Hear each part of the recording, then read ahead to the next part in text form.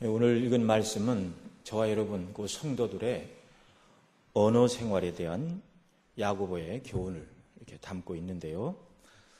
이미 이 언어 생활에 대해서 여기서 처음 말하는 것은 아닙니다. 1장 26절에 보면 야고보는 경건의 세 가지 표준을 말하면서 맨 먼저 누구든지 스스로 경건하다 생각하며 자기 혀를 제갈먹이지 아니하고 자기 마음을 속이면 이 사람의 경건은 헛것이라 이렇게 말했습니다. 그래서 혀를 제갈먹이는 사람이 경건한 사람의 가장 첫 번째 특징, 이것을 이미 앞서 가르쳐 줬는데요. 이렇게 자기 혀를 지배할 줄 아는 사람이 성숙한 성도라고 야고보는 가르치고 있는 것이죠. 사람이 자기 혀를 주장하는 것, 정말 참 이게 쉽지 않은 일입니다. 바울 사도도 사람이 얼마나 말로써 죄를 많이 짓는지 로마서 3장에서 이렇게 말하고 있습니다. 의인은 없나니 하나도 없으며 다 치우쳐 함께 무익하게 되고 선을 행하는 자 없나니 하나도 없도다.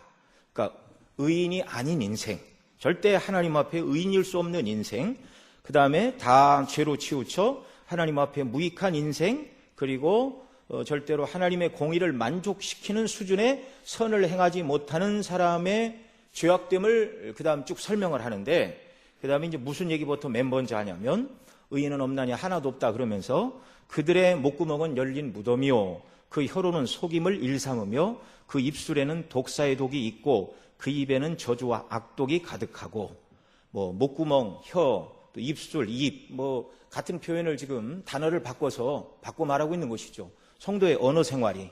그러니까 일반 사람을 말하는 것입니다. 여기서 지금 사도 바울은.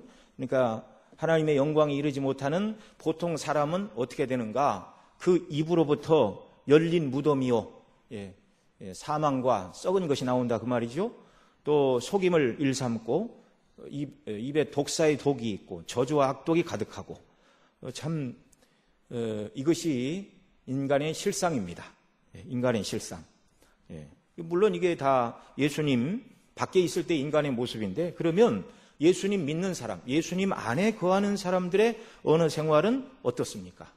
교회 안에 있는 성도들은 그리스도의 피로, 대속의 피로 죄를 씻고 거듭난 하나님의 자녀들이죠. 사도 바울은 고린도후서 5장에서 우리가 새로운 피조물이고 보라 새 것이 되었도다 라고까지 말했는데, 새로운 피조물이요 새 것이 된 그리스도인 저와 여러분의 언어 생활은 이전과 달라야 되겠죠. 그래서 이론상으로는 교회 안에 있는 성도들의 말은 천사의 언어와 같고 그 행동도 정말 아름답고 순수한 것이어야 마땅하다고 누구나 생각할 수 있습니다. 그래서 믿지 않는 세상 사람들은 믿는 저와 여러분이 무슨 말을 하고 어떻게 행동하는가를 유심히 지켜보고 있는 것이죠. 그래서 자신들이 생각할 때 적어도 예수 믿는 사람의 말은 이래야 된다, 행동은 이래야 된다라는 나름대로의 기준치를 딱 정해놓고 그 기준치를 넘어설 때 역시 예수 믿는 사람은 뭐가 달라도 다르구나, 그렇게 말을 하고 성도들을 귀하게 여기고 때로는 두렵게 여기고 복음에 귀를 기울이고 하나님께 영광을 돌리게 되는 것입니다. 그러나 성도의 말과 행실이 믿지 않는 사람들의 기준치를 밑돌게 되면 예수 믿는 사람도 별것 없네 이렇게 말하고 예수 믿으라는 우리의 말에 별로 귀를 기울이지 않고 성도를 무시하는 것입니다. 자, 이런 일은 교회 안에 있는 어떤 한 사람만의 문제가 아니라 모든 그리스도인, 곧 저와 여러분 모두가 직면하고 있는 문제들입니다. 때때로 성도들의 삶의 모습을 보면 일관성 없는 말과 행동을 할 때가 종종 있습니다. 왜 성도들의 언어 생활에는 일관성이 없을까요? 믿지 않는 사람들은요 항상 일관성이 있어요. 삶의 목표와 방향이 늘 뚜렷합니다. 어떤 면에서요? 본성을 따라, 육신의 정욕을 따라 눈에 보이는 세상을 얻기 위하여 말하고 행동하고, 그러니까 항상 일관성이 충만합니다. 잘못된 일관성이죠. 그런데 성도의 언어 생활에 있어서 은혜 받으면 믿음으로 말하고 행동하고, 또 시험에 들거나 은혜 가운데 거하지 않게 되면 본성으로 생각하고 말하고 행동하게 되니 일관성이 없어 보이는 것입니다. 그래서 저와 여러분은 정말 그리스도인으로서 생각과 말과 행동에 있어서 일관성이 있는 사람이어야 됩니다. 믿음의 일관성. 이것은 앞서 말씀드린 대로 야고보가 1장 26절에 말한 혀를 제갈먹이는 것. 성도의 언어 생활이 항상 믿음의 일관성을 유지하는 것. 다른 말로 바꾸면 믿음으로 혀를 제갈먹이는 것. 같은 표현입니다. 그런데 오늘 본문에서 야고보는 세상 방식을 따라서는 절대로 사람의 혀, 믿는 사람, 성도들의 혀도 길들여지지 않는다. 이렇게 말하고 있습니다. 본문 1절에서 야고보는 뭐라고 말하죠? 우리 3장 1절 같이 읽습니다. 내 형제들아, 너희는 선생된 우리가 더 큰 심판 받을 줄을 알고 많이 선생이 되지 말라. 이렇게 말합니다. 아무도 선생이 되지 말라. 이렇게 말하지는 않아요. 왜냐하면 교회 안에 말씀을 증거하는 말씀의 선생, 곧 교사, 이 시대에 말씀을 증거하는 목사, 목회자가 없다면 어떻게 교회가 서겠습니까? 그러나 이 일은 매우 조심해야 될 일이다. 이걸 이렇게 가르치는 것이죠. 자, 선생 자체는 좋은 것이죠. 유대인들의 지혜를 담아놓은 이 탈무드에 보면 스승과 부모가 동시에 물에 빠졌으면 누구를 건져야 되느냐 이렇게 묻습니다. 여러분은 어떻게 생각합니까? 누구를 건져야 되나요? 각자 생각을 다르겠지만 탈무드에서는 스승을 먼저 구하라 그렇게 말합니다. 부모는 육신의 어버이지만 스승은 정신의 아버지이기 때문에 더 존귀하게 여겨야 된다. 그런 측면에서 부모와 스승이 랍비가 물에 빠졌을 때 랍비를 먼저 구해라 그렇게 말하는 것이죠. 선생, 랍비라는 말은 큰 사람, 위대한 사람이라는 뜻으로 야고보가 여기서 말하는 선생은 교회 안에 말씀의 교사를 말하는 것입니다. 유대인들은 복음을 받아들여 그리스도인이 된 이후에도 랍비를 존경하던 유대의 전통을 따라서 교회 지도자들을 존중했습니다. 그건 너무나 마땅한 일이죠. 그런 시대적 배경 때문에 많은 사람이 존경을 받는 지도자가 되고자 했는지 모릅니다. 당신은 순회 전도자, 낯선 자들도 회당 예배에 참석을 하면 자기가 원하면 이렇게 회당장이 말할 기회를 줬습니다. 이것은 사도 바울이 이방인의 땅에서 전도할 때 회당에 찾아가 회당에 거하는 유대인들에게 가장 먼저 복음을 증거했던 바로 그 원리들이었습니다. 교회 안에 좋은 선생님, 좋은 교사가 많으면 성도들에게 아름다운 영향을 끼치게 되죠. 그렇다면 선생, 곧 스승은 많으면 많을수록 좋은 것이 아닙니까? 그런데 어째서 야고보는 많이 선생이 되지 말라 이렇게 말하는 거예요. 이 부분을 해석하면서 어떤 사람들은 이렇게 설명합니다. 준비되지 않은 상태에서 선생이 되지 말라. 충분한 자격을 갖춘 사람만 선생이 되어야 된다. 이제 이렇게 1절을 해석을 합니다. 자, 그러면서 잘 알지 못하고 가르치면 2절에서 말하는 것처럼 실수가 많아지니 가르칠 만한 자격과 소양을 구비한 사람만 선생이 되어야 한다. 이렇게 해석을 하는 사람들이 있습니다. 그러나 야고보는 그런 의미에서 선생이 되지 말라고 말하고 있는 것이 아니죠. 자, 2절에서 뭐라고 그러죠? 우리가 다 실수가 많으니 만일 말에 실수가 없는 자면 곧 온전한 사람이라 능히 온 몸도 굴레 씌우리라. 그러니까 실수가 없는 사람이 없다 그 말이죠. 근데 1절에 가서는 뭐라고 그러죠? 더 큰 심판 받을 줄을 알고. 자, 선생이라고 해서 심판을 받는 게 아니라 말에 실수를 하게 되면 더 큰 심판을 받게 된다. 그 얘기입니다. 1절, 2절을 연결시켜서 설명을 하면. 예.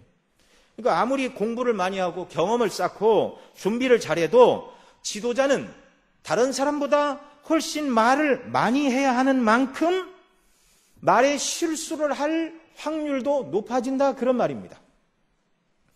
완전히 성화되지 않은 사람은 늘 이런 위험에 직면한다는 것을 고백하지 않을 수가 없습니다.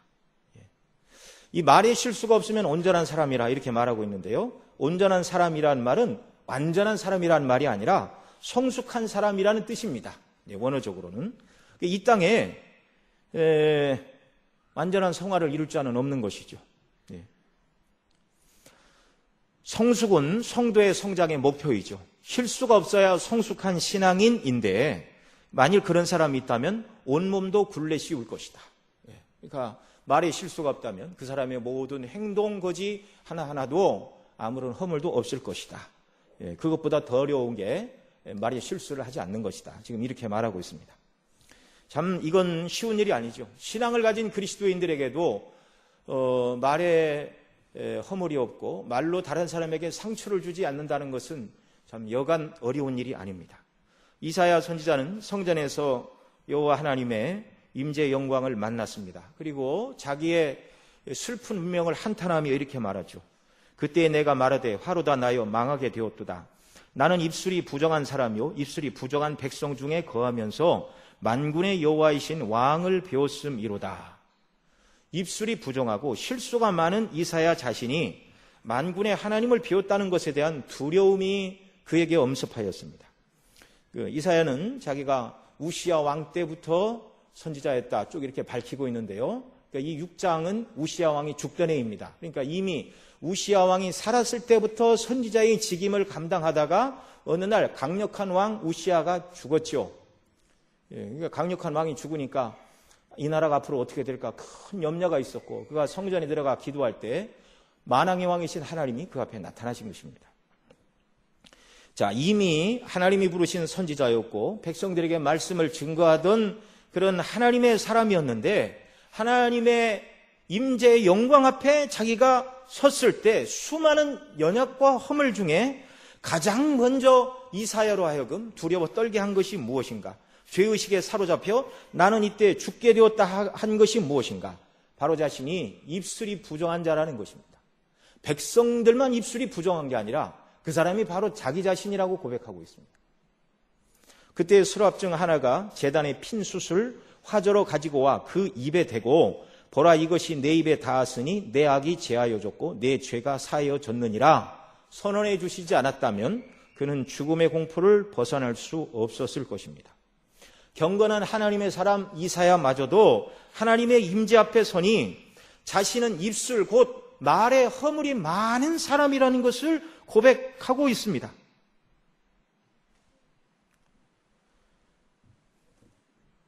그러면 한번 생각해 보십시오. 그러면 말에 허물이 없는 사람이 있을 수 있습니까? 없습니까? 아예 말을 할 수 없는 이 말의 기능을 상실한 사람을 빼놓고는 말로 실수하지 않는 사람은 없다. 이게 성경의 가르침이고 야고보가 오늘 본문에서 하고자 하는 말입니다. 시편 34편 12절 13절에 보면 존경받고 복된 삶을 살기를 소망하는 사람을 향하여 시편 기자가 이렇게 권고합니다. 잘 들어보십시오. 생명을 사모하고 장수하여 복받기를 원하는 사람이 누구뇨? 만일 그런 사람이 있다면 이렇게 해야 된다. 내 혀를 악에서 금하여 내 입술을 괴사한 말에서 금할지어다. 자, 어떤 면에서 성화의 마지막 단계는 입술의 성화, 말의 성화라 해야 될 것입니다. 물론 성화가 딱딱 구분지어서 나타난다 그런 말이 아니라 그 사람의 성화됨의 정도가 말을 통해서 드러난다 그런 표현입니다. 본심과 다르게 말을 꾸며서 하는 사람이 아니라면 그 사람의 말은 그 사람의 신앙 인격과 심령 속에 담긴 그것이 밖으로 그대로 나오는 것입니다. 성도들이 교회 안에서만 이렇게 모여 있으니까 성도들의 교회 안에서는 더 거룩한 생활을 주고받으니까 교회 안에서 보면 우리가 다 많이 성화된 그런 사람들처럼 보이죠. 그러나 직장에 가고 일터에 가고 또 시험과 환난을 만나는 그런 고난의 때에도 우리가 정말 교회에서처럼 잘 그 입술이 통제된다면 얼마나 하나님께서 기뻐하시고 성숙한 그리스도인이라 모든 사람에게 평가를 받을 수 있을까요? 자, 3절로 5절에서는 사람의 혀를 재갈, 그 다음에 키, 그 다음 불에 비유하고 있는데요. 3절로 5절 말씀 같이 읽습니다. 우리가 말을 순종케 하려고 그 입에 재갈 먹여 온몸을 어거하며 또 배를 보라. 그렇게 크고 광풍에 밀려가는 것들을 지극히 작은 키로 사공의 뜻대로 운전하나니 이와 같이 혀도 작은 지체로 돼 큰 것을 자랑하도다. 보라 어떻게 작은 불이 어떻게 많은 나무를 태우는가. 자, 야고보는 여기서 혀를 말씀드린 대로 타고 다니는 말의 재갈, 그 다음에 바다를 운행하는 배의 키, 그리고 숲을 태우는 불과 같다 이렇게 말하고 있는데요. 먼저 3절을 보면 전쟁에서 두려워하지 않고 용맹으로 앞으로 뛰어나가고 있는 큰 힘이 있는 능력을 가진 그 말을 제어하는 것은 그 말의 입에 먹여진 재갈이다, 이렇게 말하고 있습니다. 재갈 먹이지 않은 말은 결코 길들일 수 없고 사람이 원하는 대로 사용할 수가 없습니다. 오늘날은 자동차가 말들을 다 대신해 버렸죠. 그러나 2000년 전 교통수단, 운송수단의 최고 정점에 있던 것이 바로 말이었습니다. 마차에 사람도 싣고 짐도 실어 산업용, 농업용, 군사용으로 아주 요긴하게 쓰이던 것이 말이었습니다. 그래서 구약시대 그 나라가 얼마나 강성하고 군사력이 얼마나 대단한가, 말과 마병의 숫자, 이것이 곧 군사력의 핵심이었습니다. 오늘날로 얘기하면 탱크, 비행기, 전투기만큼이나 중요한 것이 고대시대의 말이었다, 이렇게 말할 수 있죠. 군사적으로 보면. 그러나 그 중요한 일들을 감당하는 말이라 할지라도 말의 입에 재갈을 먹이지 않으면 아무 소용도 없는 것이다. 마찬가지로 우리의 정말 입술에, 우리의 입술도 마찬가지죠. 우리의 입술이 바르게 사용되지 않는다면 우리의 전인으로 하여금 잘못된 길을 가게 만든다. 참 두려운 말이죠. 4절에서는 배의 키로 이렇게 사람의 말을 비유하고 있는데요. 옛날 수백 톤, 오늘날의 수천 톤의 배들도 바다에서 방향을 잡고 선장이 원하는 곳으로 갈 수 있게 해주는 것은 배의 키에 달려 있습니다. 배의 키가 고장이 나면 배가 크면 클수록 사람이 다룰 수가 없습니다. 작은 보트는 키 같은 게 없어요. 그냥 양쪽에 서서 노를 저으면 원하는 곳으로 갈 수가 있지만 큰 배의 키가 없다면 원치 않는 곳으로 바람 따라 물결 따라 정처 없이 흘러가다가 암초에 부딪혀 언제 침몰할지 모르는 것이죠. 힘 있는 말이 재갈에 의해 길들여지고 큰 배도 키로 조종이 되듯이 사람의 전인도 말의 지배를 받는다라는 것입니다. 사람의 혀는 몸을 구성하는 요소 중에 지극히 작은 것이지만 그 영향력은 크다, 가장 크다, 이렇게 말할 수 있죠. 그래서 우리의 생각과 그것을 입 밖으로 표현하는 말은 우리의 사람됨을 드러내고 우리의 행동을 지시하기 마련인 것이죠. 자, 어떤 사람은 여기 야고보가 혀가 말의 재갈과 같고 큰 배의 키와 같다고 말하는 것을 좋은 의미로 해석을 하는 사람들이 있습니다. 어떻게 해석을 하냐면 혀를 잘 통제만 할 수 있으면 긍정의 의미로 그 힘센 말도 재갈을 먹여 유용하게 쓰고 또 배에 키가 있으면 그 배가 목적을 잘 완수할 수 있는 것처럼 사람이 자기 혀를 스스로 잘 통제하고 재갈 먹일 수 있다면 오히려 정말 입이 가진 것이 축복이다. 그 말로써 정말 하나님을 기쁘시게 할 수도 있다. 이렇게 해석을 하는 사람들이 있다는 말이죠. 정말 이런 주장처럼 자기 혀를 길들이고 주장할 수 있는 사람이 있다면 세상의 모든 싸움보다 가장 큰 싸움에 승리한 사람이다. 그렇게 말할 수 있습니다. 왜 그렇죠? 그것은 불가능한 일입니다. 성경의 다른 부분과 충돌하는 말이죠. 성경에는 혀를 제어하면 모든 것을 제어할 수 있다. 그렇게 가르치는 구절이 한 구절도 없습니다. 주님은 마태복음 12장에 그 열매로 나무를 아느니라 말씀하신 다음에 이렇게 말씀하십니다. 너희는 악하니 어떻게 선한 말을 할 수 있느냐? 이는 마음에 가득한 것을 입으로 말함이라. 선한 사람은 그 쌓은 선에서 선한 것을 내고 악한 사람은 그 쌓은 악에서 악한 것을 내느니라. 말은 어디로부터 출발한다고요? 마음으로부터 출발한다고요. 말의 재갈과 배의 키를 조종하는 것은 말 자신이나 배 자체가 아닙니다. 사람이 타고 다니는 말의 경우에는 그 말을 탄 사람이 조종을 하기 위하여 재갈을 사용하죠. 배의 키도 배 자체가 움직이는 것이 아니라 키를 잡은 선원이 이것을 통제하는 것이죠. 사람의 경우도 그 혀를 주장하는 것은 혀나 입술, 여기서 주장하는 것이 아니라 이 사람의 혀와 입술은요, 마음이 주장한다는 것입니다. 마음이. 단순히 그러니 교육과 의지로만 혀가 길들여지지 않고 전인이 새롭게 될 때, 결론 가서 더 정확하게 말씀을 드리겠지만, 혀는 하나님의 은혜로 혀가 통제될 뿐입니다.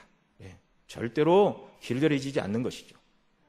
이 혀를 주장하는 것에 대해서는 좀 더 후에 생각해 보기로 하고, 또 3장 5절 하반절에서 뭐라고 그러죠? 이와 같이 혀도 작은 것이로되 큰 것을 자랑하도다. 보라 어떻게 작은 불이 어떻게 많은 나무를 태우는가. 여기서는 혀를 잘못 사용하게 되면 얼마나 큰 손실을 가져오는지 이걸 말하고 있는데요. 아주 작은 불꽃 하나가 큰 숲과 모든 나무를 다 태우는 것처럼 혀가 잘못 사용되면 이렇다. 이걸 지금 경고하고 있습니다. 이것은 신약의 야고보만 혀가 모든 문제와 불행의 근원이라고 말하는 것이 아니고 잠언 16장에도 이렇게 말합니다. 불량한 자는 악을 꾀하나니 그 입술에는 맹렬한 불 같은 것이 있느니라. 패역한 자는 다툼을 일으키고 말장이는 친한 것을 이간하느니라. 그 다음 잠언 26장에 보면은요, 나무가 닿으면 불이 꺼지고 말장이가 없으면 다툼이 쉬느니라. 숯불 위에 숯을 더하는 것과 타는 불에 나무를 더하는 것 같이 다툼을 좋아하는 자는 시비를 일으키느니라. 이 잠언 두 곳에서 혀를 잘못 사용함으로 벌어지는 일들을 야고보와 똑같이 맹렬한 불, 타는 나무에 나무를 더하는 것, 숯불 위에 숯을 더하는 것, 이것이 사람이 말을 잘못 사용하게 될 때 나타나는 파괴적인 현상을 야고보나 또 잠언에서 동일하게 가르쳐주고 있습니다. 산불이 났을 때 다 꺼진 것 같아도 연기가 나면, 불꽃은 없지만 연기가 나면 그 아래는 뭐가 있죠? 불씨가 살아있습니다. 불씨가. 이때 강한 바람이 불어오면 불씨가 다시 살아나서 산의 나무들을 태우게 되는데요. 이미 지나간 일도 혀를 잘못 사용하면 마치 잔불에 강풍이 불면 다시 산불이 들불처럼 일어나 모든 것을 더 많이 태우는 것처럼 소문을 말하고 부풀리고 남의 뒷이야기를 하게 되면 이것은 꺼진 불을 다시 일으켜 숲을 태우는 산불과 같은 파괴적인 역할을 하게 된다. 정말 우리가 얼마나 말을 조심해야 되는가. 6절에서는 아예 대놓고 뭐라고 그러죠? 6절 또 같이 읽습니다. 혀는 곧 불이요 불의의 세계라. 혀는 우리 지체 중에서 온몸을 더럽히고 생의 바퀴를 불살아나니 그 살아난 것이 지옥불에서 나느니라. 여기서 혀는 불이다. 불의의 세계라. 우리 지체 중에 온몸을 더럽히고 생의 바퀴를 불사른다. 그 살아난 것이 지옥불에서 난다. 여기 특징을 말하고 있죠. 혀의 특징. 혀는 곧 불이다. 불의의 세계가 우리 지체 중에서 작은 혀가 온몸을 더럽히고 생의 바퀴를 불사른다. 정말 혀가 작은 것이지만 가장 큰 영향력을 행사하는데 그것은 모든 것을 불타르는 파괴적인 힘을 가지고 있는데 지옥불에서 나느니라. 그 원인이, 그 근본과 원인이 사단으로부터 오는 것이다. 타락한 본성의 원리로부터 오는 것이다. 이걸 말하고 있습니다. 우리 주님은 뭐라고 그러셨습니까? 입으로 들어가는 것이 사람을 더럽게 하는 것이 아니라 입에서 나오는 그것이 사람을 더럽게 한다. 여러분, 입에서는 뭐가 나오죠? 말이 나옵니다. 말. 마음에 심겨지고 담겨진 말이 사람의 입에서 나오죠. 마음에 있는 악하고 더러운 생각과 계획이 입을 통해 나오는 것입니다. 악한 생각이 마음에 있을 때도 여전히 죄요 마땅하지 않은 일이지만 그것이 입술을 통해 드러날 때 더더욱 파괴적인 영향력을 행사하는 것이죠. 말하는 자신이 다시 한번 그 말을 듣게 되고, 그 다음에, 그러니까 참 사람은요, 말하는 대로 되는 것입니다. 말하는 대로. 자기 마음에 담아두고 꼭 참으면 그것도 뭐 아름다운 건 아니에요. 그러나 악한 생각과 이런 것들이 입술로 발해지면 그 생각이 내게 더 굳어지고 그것을 듣는 사람도 악한 생각으로 물들게 하고 듣는 사람의 마음에도 악한 생각을 일으킵니다. 악한 생각과 험한 말이 마음속에 있는 것과 그것이 혀를 통해서 발설되는 것은 너무나 차이가 있는 것이죠. 그 악한 말과 생각이 입술을 통해 나오게 될 때 사려는 것이 지옥불에서 나느니라 말하는 것처럼 성령으로 통제되지 않은 말들은 그 원천이 파괴적이고 죽음에 이르게 된다는 것이죠. 7절, 8절에서는 바로 사람의 혀는 절대로 길들여지지 않는다. 그걸 말하는데요. 또 같이 읽습니다. 7절, 8절. 여러 종류의 짐승과 새며 벌레와 해물은 다 길들임으로 사람에게 길들었거니와 혀는 능히 길들일 사람이 없나니 쉬지 아니하는 악이요 죽이는 독이 가득한 것이니라. 자, 여기 우리가 읽은 것처럼 혀는 절대로 길들여지지 않는다고 말합니다. 인류는 혀만 빼고 모든 것을 다 길들여 왔고, 그래서 모든 것은 다 길들여졌지만 혀만큼은 예외다.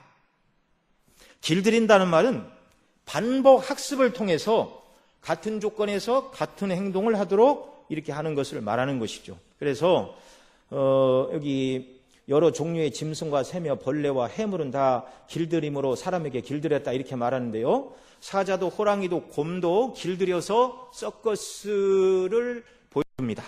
또 이것은 이제 여러 종류의 짐승들을 말하는 것이고요. 또 새도 또 길들인다 이렇게 말하죠. 네, 새. 여러분 앵무새나 관조 이것도 훈련시키면 사람의 말들을 곧장 잘 따라하죠.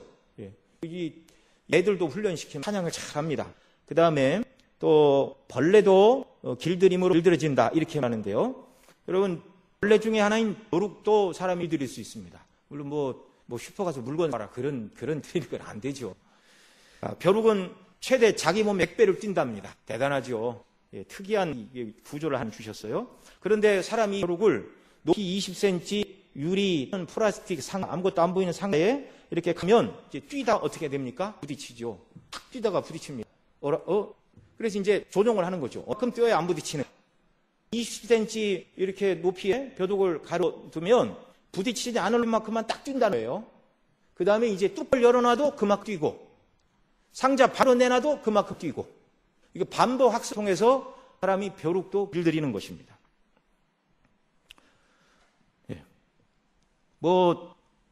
뿐만 아니라 그 다음 하반절에 중간에 보면 짐승과 벌레와 해물 길들인다. 바다에 사는 펭귄, 돌고래, 바다 표범 다 길들여서 워터크에 가면 정확하게 쇼를 잘합니다. 자, 그래. 그 모든 것은 다 길들여지지만 오직 길들이지 않는 하나. 그게 뭐라고요? 저와 여러분이 다 가지고 있습니다. 혀는 능히 길들일 사람이 없나니 쉬지 아니하는 악이요 독이는 죽이 가득할 것이라. 우리가 혀를 잘못 쓰면 항상 쉬지 않는 악이 나오고 그 다음에 죽이는 독이 맨날 퍼져나가는 것이죠. 그러니 정말 성도들은 언어 생활에 있어서 정말 유의해야 됩니다. 난제죠. 길들여지지 않는다. 길들이지 않는다는 얘기를 계속 들었는데 그럼 어떻게 하라는 말인가? 그 말을 알고 살라는 말인가? 이건 학교에서들에게 좋은 언어 습관을 들이라고 교육을 하죠. 근데 이제 말의 중성 때문에 아이들이 부르는 동요사에 이런 노래가 있습니다. 5글자 예쁜 말. 가사 조금만 읽어드릴게요. 한 손만으로도 세워볼 수 있는 아름다운 말, 정겨운 말. 한 손만으로 세워볼 수 있는 5글자 예쁜 말. 사랑합니다. 감사합니다. 고맙습니다. 안녕하세요. 노력할게요. 부모들이 자녀들이 듣고 싶은 말이요. 마음의 약속 꼭 지켜볼래요. 네. 이런 마음에 다짐하고 지키겠다고 다짐하는 노래인데 아침에 일찍 일어나서 아무리 감사합니다. 고맙습니다. 사랑합니다. 안녕하세요. 노력할게요. 이 말을 수십 번 되뇌어도 악한 본성이 마음에 발동을 하면 그 훈련, 길들임은 아무 소용없습니다. 속에 있는 악한 생각이 입을 통하여 악할로 표현이 됩니다. 그래서 여러 종의 짐승, 벌레, 해물이고 뭐고 다 길들일 수 있지만 현등이 길들일 사람이 없다. 이렇게 하는 것이죠. 어느 누구도 입으로 훈련해서 좋은 말을 할 수 있는 사람은 없고 또 다른 사람 누구도 훈련해 줄 수 없다는 것입니다. 여러분 사람이 참 대단하죠. 과학기술이 얼마나 발달했습니까? 누군지 원하기만 하면 새거든 중고든 원하는 자동차를 수요할 수 있는 그런 과학 문명의 시대에 우리가 살고 있습니다. 또 가정의 제품, 보일러 냉장고, TV, 세탁기, 오븐, 로봇 청소기 이 모든 것들을 스마트폰으로 연결하여 밖에서 원격으로 제어할 수 있습니다. 이걸 이제 유비쿼터스 기술이다 이렇게 하는데 유비쿼터스라는 라틴어인데 언제 어디나 존재한다 그 뜻입니다. 말 그대로 언제 어디서나 원하기만 하면 그런 최신 전자제품을 사서 스마트폰에 어플리케이션을 이렇게 딱 연동을 시켜면 집에 뭐 일만에 집에 들어갈 때 추운 겨울에 온도를 몇 도 맞춰놓고 먹물도 미리 발라놓을 수도 있고요. 그 다음에 잔잔한 음악도 미리 틀어놓고 밥솥 작동하여 또 만들어놓고 그냥 들어가면 따뜻하게 그렇게 지낼 수 있는 시대입니다. 대단하죠. 그러나 아무도 스스로 자기 혀를 길질 수는 없다. 그러면 우리는 어떻게 해야 됩니까? 그저 생각하는 대로 마음에 키는 대로 아무 말이나 하고 살아야 됩니까? 우리 말에 누가 상처받으면 미안합니다. 용서해 주세요. 당신도 아는 바처럼 우리 중 누가 혀를 길들일 사람이 있습니까? 그러니 내가 무슨 말을 해도 크게 마음에 두시지 말기를 바랍니다. 그렇게 하고 하나님 기뻐하시는 성결하고 정결하고 다른 사람을 세워주고 하나님의 영광을 높이는 언어 생활은 포기하고 서로가 서로에게 가시 도치를 주고받으며 서로에게 상처를 주고받고 그렇게 살다가 은혜로 척가는 것입니까? 어떻게 해야 해요? 그럴 수 없죠. 이것은 성도의 언어 생활이 아니고 성경이 가르치는 바가 아닙니다. 본문에도 혀는 길들여지지 않으니 절망하고 살아라. 그걸 말하고 있는 것이 아닙니다. 잠시 결론을 유보해 두고 9절로 10절 말씀 또 보겠습니다. 같이 읽습니다. 이것으로 우리가 주 아버지 찬송하고 또 이것으로 하나님의 형상대로 지음을 든 사람을 저주하니 한 입으로 찬송과 저주 나는도다. 형제들아 이것이 마땅치 아니하니라. 마땅치 않다니까 이렇게 하면 된다는 얘기입니까? 안 된다는 얘기입니까? 이렇게 하면 안 된다는 얘기죠. 바꿔야 되는 얘기죠. 1절 새 한 구멍으로 어찌 물과 쓴 물을 내겠뇨 내 형제라 어찌 무화과 나무가 감난 열매 포도나무가 무화과를 맺겠느뇨 이와 같이 짠이 단물을 내지 못하느니라. 여기서 야곱은 우리의 혀는 절대로 길들여지지 않는다. 다른 말로는 우리의 혀는 완전 성화가 일어나야 된다. 물론 혀의 성화가 또 있고 뭐 인격의 성화가 따로 있고 그런 것입니다. 그래서 성화됨의 종가 입술로 표현되는 것이죠. 서두에 말씀을 드린 것처럼 불신자의 혀는 항상 일관성이 있으라. 왜요? 세상 중심, 자기 중심, 본 중심으로 생각하고 말하고 생활하기 때문에 그렇습니다. 그러나 그것은 하나님 앞에 아무런 쓸모없는 것이죠. 그러나 수도는 한 번은 하나님 중심, 한 번 세상 중심, 한 번은 믿음 중심, 한 번은 지 중심 이렇게 행동하기 때문에 일관성 없어 보이죠. 말 행동에 있어서. 9절로 12절에서는 그것을 지적하고 있습니다. 한 입으로 곧 같은 입으로 하나님을 찬송했다면 입으로 하나님 형상으로 지을받은 사람에 대해서는 어떻게 해야 됩니까? 축복하고 인정하고 세워주고 격려해 주어야 됩니다.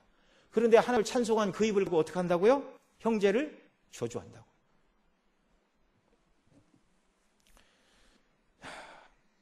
그 어떤 사람이 만일 신앙은 하나님과의 관계이니 하나님한테 잘하면 되지 뭐 똑같은 죄인한테까지 뭐 이렇게 신경을 써 이렇게 말하면 참 신이 아닙니다. 하나님의 사랑을 명한 것이 곧 계명인데요. 거룩하신 하나님을 사랑하는 자는 역시 사람을 사랑합니다. 그래서 선지자와 율법을 우리 주님 요약하시면서 뭐라고 그랬죠? 첫째는 내 마음 뜻과 힘과 목숨을 다하여 주 하나님 사랑하고 둘째는 내 이웃을 내 몸처럼 사랑하라 그러셨습니다. 하나님께 찬송 들릴 그 입으로 형제를 칭찬하고 축복한다는 말이죠. 그런데 그렇지 않습니다. 10절에서 말하는 것처럼 한 입으로 하나님을 찬송하고 한 입으로 형제를 저주하는 이 행동은 10절에서 햄이 한 구멍으로 단물과 쓴물을 내는 것과 같다. 여러분 때로 근원이 큰 샘에서 나온 물은 한 주의 물만 나옵니다. 그래서 어디 온치 터졌다 그러면 뜨거운 물이 나왔다가 찬물이 나왔다 그럽니까? 항상 뜨거운 물만 나옵니까? 항상 뜨거운 물만 나옵니다. 빙하 아래서 항상 차가운 물만 나옵니다. 이것을 12절에는 무화과나무에서는 무화과 열매만 맺지 감람 열매 맺지 않는다. 포도나무에서는 포도 열매만 맺지 무화과 열매를 맺지 않는다. 이렇게 말하고 있죠. 어찌 한 샘에서 짠물과 단물을 내느냐.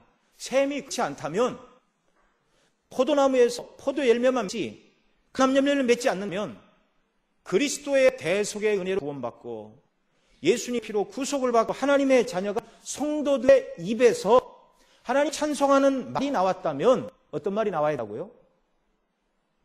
형제를 좋아하는 말이 아니라 형제를 축복하는 말이 일관되게 나와야 된다. 이걸 말하고 있는 것입니다.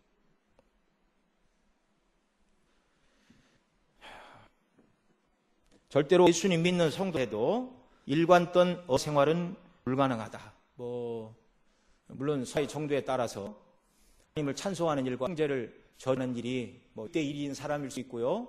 하나님을 찬송하고 형제를 높이는 일을 9번 하다가 어쩌다 넘어 한 번 형제에게 실수하는 사람이 있을 수도 있습니다. 또 성화의 정도가 남보다 더 이렇게 정도가 많이 이제 성장한 사람은 99번 하나님을 찬송하고 형제를 세워주다 100번에 한 번의 실수가 있을지 모르겠습니다. 그러나 완전한 말의 길들임, 이건 불가능한 일이라는 것이죠.